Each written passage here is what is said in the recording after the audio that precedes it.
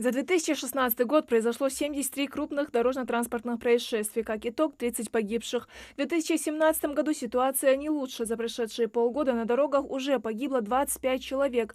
Только за текущий месяц произошло 5 аварий. Динамика неутешительная. Именно она и побудила депутатов молодежного парламента внести свою лепту в дело урегулирования этой ситуации. Изо дня в день, наблюдая участившиеся случаи дорожно-транспортных происшествий на дорогах нашей республики, у депутатов молодежного парламента при Народном собрании Республики Ингушетия возникла идея проведения данного мероприятия с приглашением всех заинтересованных сторон для обсуждения данной проблемы и выработки рекомендаций для их предотвращения.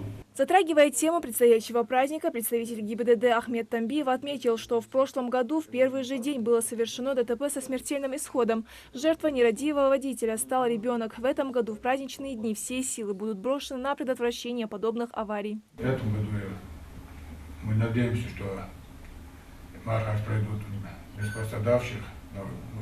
По крайней мере, мы приложим все свои усилия по всем дорогам и постараемся не допустить. Но все зависит от самих участников дорожного движения.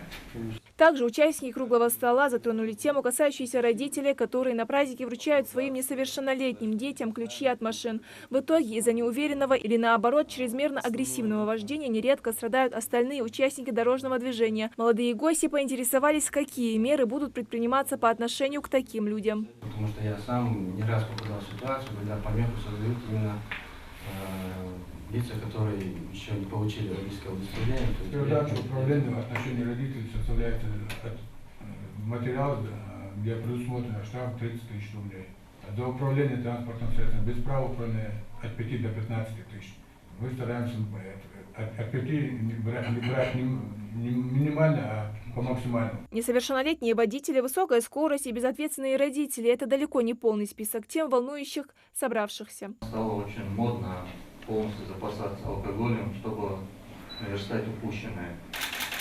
Для облегчения этих действий какие меры вы принимаете в отношении того, чтобы алкоголь на территории республики не завозилось? Сотрудники ГИБДД заверили, что они сделают все возможное, чтобы минимизировать случаи вождения в нетрезвом состоянии. В этом вопросе возникают спорные моменты, потому что в основном попадаются те, у кого в машине можно обнаружить 1-2 бутылки спиртного для личного употребления.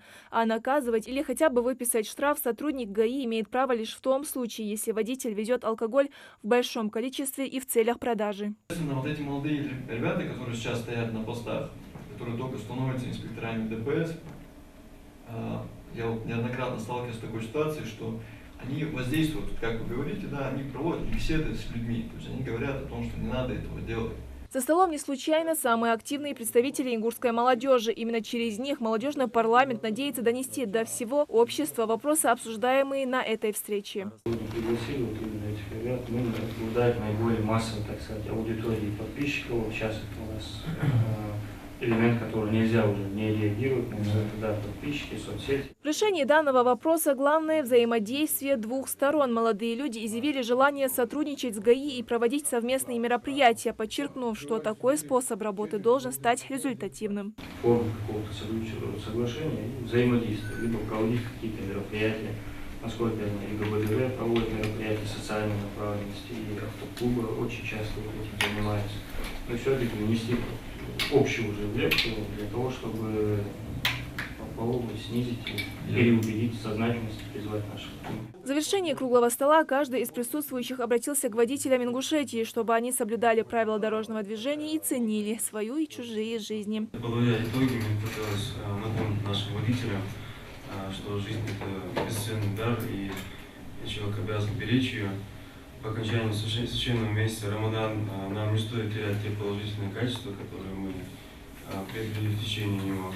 Хочется обратиться к нашим автомобилистам, пускай они не будут спешить, можно пренебречь несколькими адресами, чтобы все участники дорожного движения были в безопасности. Мы получили массу хорошей информации и хочу, чтобы эту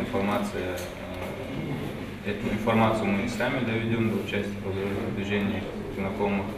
И хочу, чтобы люди соблюдали правила дорожного движения. Индира Манкиева, Хаваш Гойга, в Новости 24.